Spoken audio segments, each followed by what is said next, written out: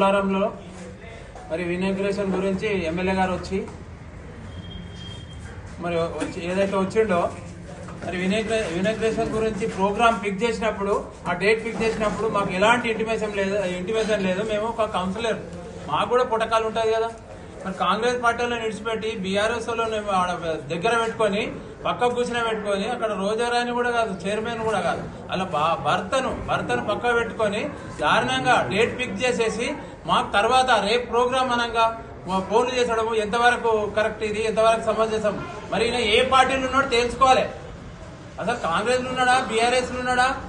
మరి ఆడ వచ్చి మరి ఇదేం పద్ధతి, ఇట్లా మాకు ఇంటిమేషన్ లేకుండా ఇదేందని మరి మా టౌన్ అధ్యక్షుడు మళ్ళీ అడిగినప్పుడు బాలరెడ్డి వచ్చి గలీజ్గా ఎట్లా పడితే అట్లా చెప్పినప్పుడు మరి ఎమ్మెల్యే గారు దాన్ని స్పందించి ఇదేం పద్ధతి, ఇది మాట్లాడే పద్ధతి కాదు కదా, వాళ్ళు ఏదో మాట్లాడుతుంటే నేను సమాధానం చెప్తానని చెప్పి చెప్పాలి కదా. మరి ఆయన ఎక్కడ పోయింది, ఆ సమాధానం ఎక్కడ పోయింది? వాళ్ళకు ఏం సపోర్ట్ చేస్తున్నాడు వాళ్ళకు? అసలు తిట్టుమని ఆయనే చెప్పిండా? మరి తిట్టిన తర్వాత మళ్ళీ బండ్లు ఎక్కించుకొని పోతాడు. బండ్లు ఎక్కించుకొని పోయి అంతా తిరిగి మళ్ళీ ఎవరు కౌన్సిలర్లు కూడా లేకపోతే మేము బైకాట్ చేసి వస్తే ఆయనే పోయి ఓపెన్ చేస్తాడు. ఆయన ఎవరు ఓపెన్ చేస్తాడు? మా కౌన్సిలర్, మాకు అధికారం ఉంది, మా వార్డులో మాకు అధికారం ఉంది, మేము లేకుండా ఓపెన్ చేసి అధికారం ఓడించండి. నీకు నువ్వు ఎట్లా ఓపెన్ చేస్తావు?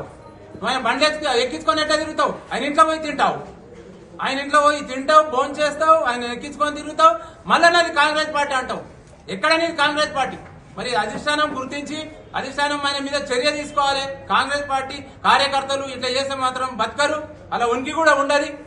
భవిష్యత్తులో చాలా కష్టమవుతుంది. ఆయన ఇష్టం వచ్చినట్టు ఆఫీసర్లను పెట్టుకొని ఇష్టం వచ్చినట్టు చేసుకుంటా మరి కాంగ్రెస్ పార్టీ కార్యకర్తలను దొక్కేస్తుంటే మరి అధిష్టానం దీని మీద స్పందించి మరి చర్యలు తీసుకోకపోతే చాలా కష్టం అవుతుంది.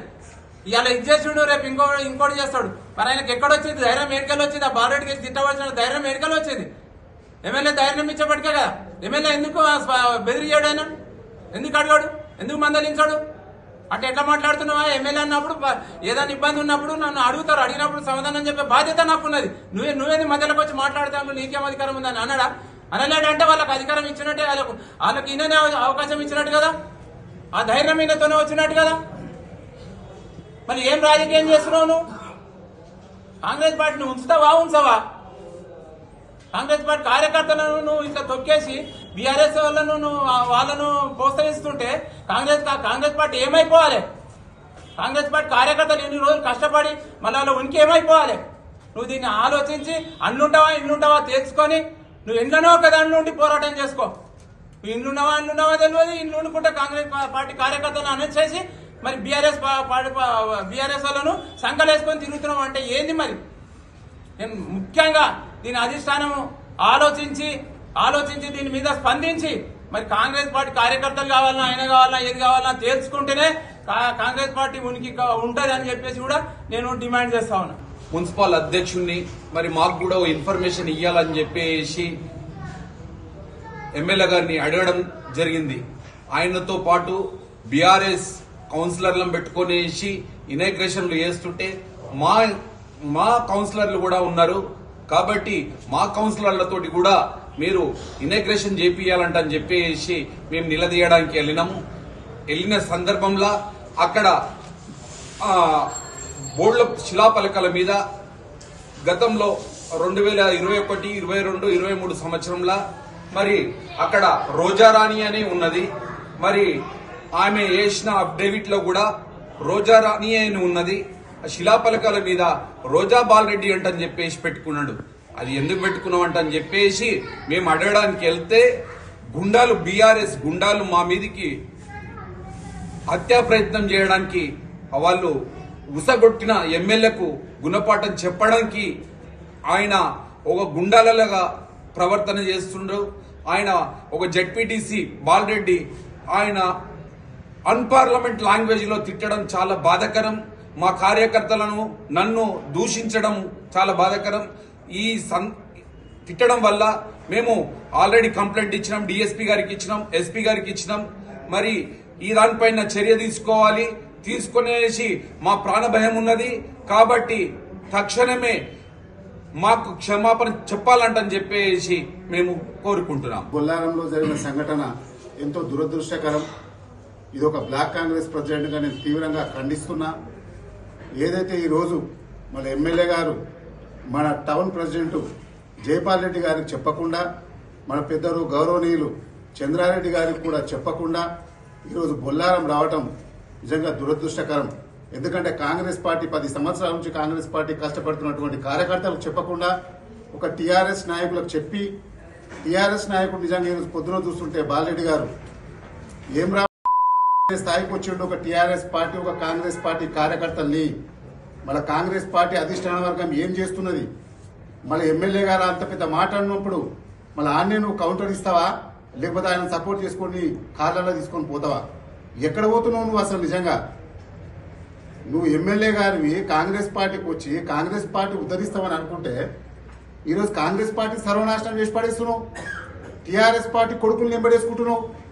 కాంగ్రెస్ పార్టీకి వచ్చినావు. ఒక రేవంత్ రెడ్డి నీకు కనువ కప్పిండు. కాంగ్రెస్ పార్టీ ఇజ్జత్ కాపాడు. టీఆర్ఎస్ పార్టీ కొడుకులను ఇజ్జత్ కాపాడుతున్నావు. నువ్వు ఎక్కడొచ్చినావు? నువ్వు ఏమనుకుంటున్నావు? గుండాయిజమా, రౌడీజమా? ఎవరిని భయపెట్టిస్తున్నావు? ఇది నడవది. ఎమ్మెల్యే గారు కార్యకర్తలు ఊకోరు. దయచేసి ఆలోచన చేయండి. 3 సార్లు గెలిచినందుకు మేము గౌరవిస్తున్నాం. అంతే తప్ప కాంగ్రెస్ పార్టీ కార్యకర్తల్ని తొక్కి టీఆర్ఎస్ పార్టీ నాయకులను నువ్వు లేపితే కార్యకర్తలు ఊరుకునే పరిస్థితి లేదు. మా కార్యాచరణ మేము ఖచ్చితంగా చేస్తాం. దయచేసి టీఆర్ఎస్ పార్టీ నాయకులు బాలరెడ్డి గారిని కూడా చెప్తున్నాం, చాలా ఓవర్గా మాట్లాడుతున్నారు మీరు. కార్యకర్తలు అడుగుతారు, ఎమ్మెల్యేని సమస్య మీద అడుగుతారు. ఒక చంద్రారెడ్డి గారి ఖాళీలు వచ్చి చెప్పకుండా ఆడ ఓపెన్ చేస్తే ఎవరికైనా బాధ ఉంటుంది. ఇంకా గుర్తుకోలేరు. కాడ సామరస్యంగా వచ్చిండ్రు. పోలీసు వాళ్ళు కూడా అట్లా అత్యుత్సాహం చూపిస్తారు. పోలీసు వాళ్ళు కూడా టీఆర్ఎస్ గవర్నమెంట్ కాదు, ఇది కాంగ్రెస్ గవర్నమెంట్. గుర్తుపెట్టుకోండి. ఆడ రవీందర్ రెడ్డి గారు సిఐ. మరి మీరు ఓవర్గా యాక్టింగ్ చేస్తున్నాడా? ఆడ కార్యకర్తను మాట్లాడుతుంటే నువ్వు నూకేస్తున్నావు కార్యకర్తని. జాగ్రత్త రవీంద్ర రెడ్డి గారు. మరి మీరు మా మీద కేసులు చేస్తారా, ఏం చేస్తారా? మరి ఆలోచన చేయండి. ఇట్లనే టీఆర్ఎస్ పార్టీ ఎక్కతక్క నిలిగినోడు జైల్లో ఊసలు లెక్క పెడుతున్నారు.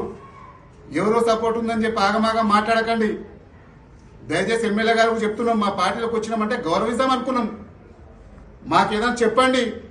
ఏదైనా రివ్యూ మీటింగ్ పెడితే టీఆర్ఎస్ కొడుకుతాం రివ్యూ మీటింగ్ పెడతా. అవును, నీ క్యాంప్ ఆఫీస్ లా రేవంత్ రెడ్డి గారి ఫోటో లేదు. సిగ్గుతోని కాంగ్రెస్ పార్టీ తలకా వంచుకుంటున్నాం. ఈడ క్యాంప్ ఆఫీస్ మీ ఇల్లు కాదది. గవర్నమెంట్ పైసతో పెట్టిన క్యాంప్ ఆఫీస్ అది. రేవంత్ రెడ్డి ఫోటో పెట్టాడా పొద్దున్నేడా? ఓడిపోయిన కేసీఆర్ ఫోటో పెట్టుకుంటావా? నీకు ప్రేమాభిమానం ఉంటే నీ ఇంట్లో దొరకపో, దండం పెట్టుకో, వాళ్ళకి ఏమైనా పైసలు ఇచ్చి పెట్టుకో. ఎమ్మెల్యే గారు, మీరు కాంగ్రెస్ పార్టీ కార్యకర్తలు తక్కువ అంచనా వేయకండి. మేము మంచిగా చెప్తున్నాం. ఇమ్మీడియట్లీగా రేపు పొద్దున క్యాంప్ ఆఫీస్ లో రేవంత్ రెడ్డి గారి ఫోటో ఉండాలి. మా జిల్లా నాయకుడు దామోదర్ రాజనరసింహ ఫోటో కూడా ఉండాలి. దాంతో పాటు అంబేద్కర్ ఫోటో పెడతావా, గాంధీ ఫోటో పెడతావా, అది నీ ఇష్టం. కానీ రేవంత్ రెడ్డి గారి ఫోటో లేకపోతే ఇబ్బందికరమైన పరిస్థితులు ఉంటాయి. మరి మీరు ఏదో అనుకుంటున్నారు మన కాంగ్రెస్ పార్టీ కార్యకర్తలు ఏం చేయరని. దయచేసి ఇబ్బంది పడకండి. గాంధీ మహాత్ముడు చేసిన కాంగ్రెస్ పార్టీ మరి ఓపిక ఎక్కువ. ఓపిక అని చెప్పి మేమంతా పిచ్చిగా ఆలోచన చేయకండి. ఎమ్మెల్యే గారు, దయచేసి టీఆర్ఎస్ పార్టీ కార్యకర్తలు కూడా చెప్తున్నాం, ఆగమాగం చేయకండి. ఎవడైనా కాంగ్రెస్ పార్టీ కార్యకర్తలు దొరుకుని వచ్చి ఒక సమస్యల మీద మాట్లాడాలి. ఏదైనా కావాలంటే చేయాలి. నువ్వు టీఆర్ఎస్ పార్టీ కార్యకర్తను దొరికొచ్చుకోవాలంటే ఇంట్లో దొరికొచ్చుకో, సాటుకు మాట్లాడు. నీకేమైనా ఓట్లు వేసి గెలిపిస్తానంటే వాళ్ళకి ఏమైనా దాన ధర్మాలు చేయి. నువ్వు క్యాంపస్ లోకి వచ్చి వాళ్ళతోని కళ్యాణ లక్ష్మి చెక్కులు ఇస్తావు, వాళ్ళతోని రైతు బంధు చెక్కులు ఇస్తావు, వాళ్ళతోని సీఎం రిలీఫ్ ఫండ్ చెక్కులు ఇస్తావు. మరి మేమెందుకున్నాం మన కాంగ్రెస్ పార్టీ కార్యకర్తలు? మళ్ళీ ఎవరి దగ్గరకు వచ్చినావు?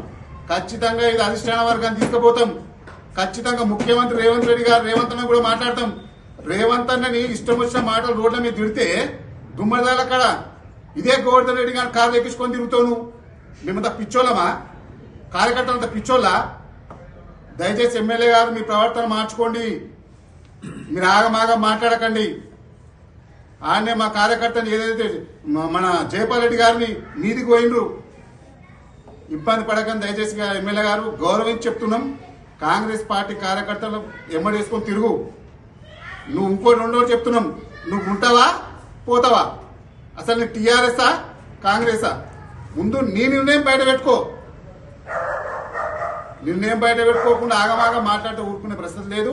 ఖచ్చితంగా ఏదైతే ఈ రోజు జైపాల్ రెడ్డి గారికి జరిగిన, అక్కడ కార్యకర్తలు జరిగిన అన్యాయానికి ఖచ్చితంగా మేము కార్యాచరణ చేస్తున్నాం. ఆ కార్యాచరణతో పాటు మా కార్యకర్తల నిర్ణయం కూడా అతి తొందరలోనే ప్రకటిస్తాం. దయచేసి అధిష్టాన వర్గం పిసిసి ఏదో మహేష్ కుమార్ అన్న గారికి కూడా మేము చెప్తున్నాం, ఈడ పడంచేరు చాలా ఘోరమైన పరిస్థితి ఉన్నది. 20 సంవత్సరాలు కాంగ్రెస్ పార్టీ కార్యకర్తలు కండువా జెండా పట్టుకొని తిరిగితే ఈరోజు ఎవరో వచ్చి ఏదో కార్యక్రమాలు చేస్తే ఒప్పుకుంటామా? 15 ఏళ్ల సంది కాడ శ్రీనివాస్ గౌడ్ గారు పార్టీని కాపాడుతుండేడా. ఈరోజు నువ్వు వచ్చి ఏమో చేసిపోతానని టీఆర్ఎస్ పార్టీ కార్యకర్తలకు నేను చేస్తా, కాంగ్రెస్ పార్టీ కార్యకర్తలను తొక్కుతా అంటే ఎవడు ఊకోడు. మంచి మంచులను తొక్కి కాంగ్రెస్ పార్టీ ఈరోజు వచ్చింది. ఇదే నాయకుడు కేసీఆర్ తీసుమార్కని మాటలు మాట్లాడాడు. ఇదే తెలంగాణ కార్యకర్తలు తొక్కి ఈరోజు రేవంత్ రెడ్డి గారు ముఖ్యమంత్రి తీసుకొచ్చిండ్రు. ఇది గుర్తుపెట్టుకుంటే మంచిది. ఎమ్మెల్యే గారు దయచేసి మా కార్యకర్తల జోలికి రాకండి, మమ్మల్ని గౌరవించుర్రి. మీకు గౌరవిస్తాం, దండం పెడతాం, మీకు ఎమ్మెల్యే గౌరవిస్తాం. మమ్మల్ని కాదని కనుక టీఆర్ఎస్ కొడుకుల్ని ఏమన్నా చేసి మీరు డెవలప్ చేస్తే మీ పతనానికి నాందని చెప్తున్నా తెలియజేస్తూ సెలవు తీసుకుంటున్నాం.